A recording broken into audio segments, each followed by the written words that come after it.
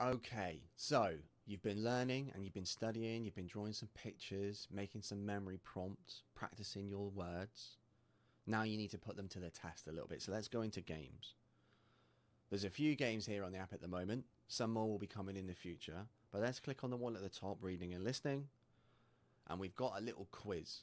So we can start to test ourselves, see what we know, and see what score we can get.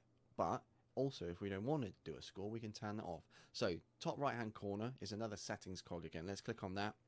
And we can see at the moment the quiz has got two different modes. We've got a reading mode, so we can see a word, but we've also got a listening mode where we're just going to have a button to play that word out loud. You've also got this little speed slide bar, so if a word is too quick you can slow it down. And then we've got these other little options to switch on and off. So maybe we're only learning French.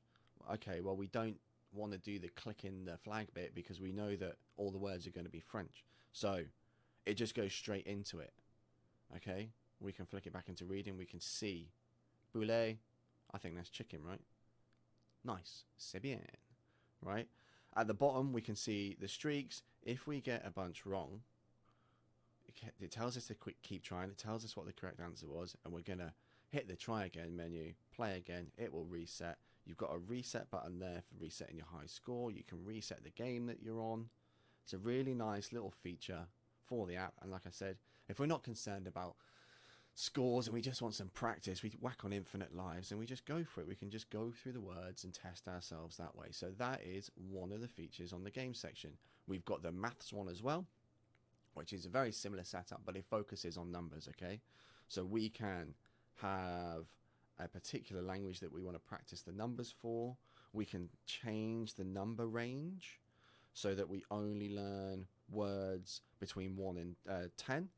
And again, we can switch on infinite lives. And now we can see that the questions are all going to be related to numbers that are within that number range.